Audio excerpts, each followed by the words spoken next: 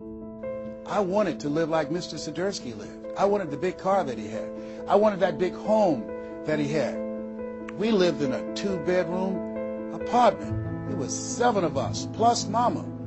He had a big mansion, just 3 of them, 10,000 square feet. I said, Mama, what is it, Leslie? One day, I want to buy you something just like this. My brothers and sisters, when we were on the bus going back, they were just engaged in playful things. I was thinking and dreaming. Mama didn't understand why I was thinking like that, because I'd been exposed to positive messages. I had to take care of Mr. Swiderski. I had to shine his shoes and clean his office. And every day when he was listening to motivational messages, I was hearing those things too. Earl Nightingale, we become what we think about. All of us are self-made, but only the successful will admit it. In order to be successful, you must be willing to do the things today others won't do in order to have the things tomorrow others won't have. Your mind is a machine. You must program yourself for success. Wow. When I heard those words, I said, wait a minute. I can program my mind for success. I can program my mind for wealth. You can too. Trust me. I've earned over $55 million in the last 28 years.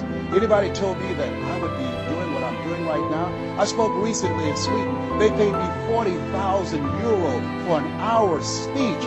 I had no idea that this Les Brown that you now see had the ability to do that. I used to work for the Miami Sanitation Department as a garbage collector. I used to be a janitor. I used to do door-to-door sales. I used to work for Sears in Miami on Biscayne Boulevard. I had no idea this Les Brown that you now see had the ability one day to give lectures at Harvard or Yale or Dartmouth University. I had no idea that this Les Brown existed. I don't tell you that to impress you, but to impress upon you. There is more in you. Simba, there's more in you than you have been expressing. All of us have seen Lion King, some great symbols in there. And I say to you, there's more in you right now that's represented in your bank account. There's more in you right now that's being reflected by your life right now. Your life is not a true reflection of your potential.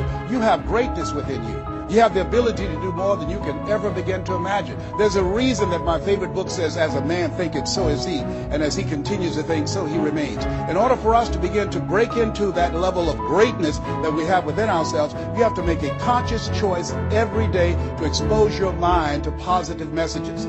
So I put myself on a regimen.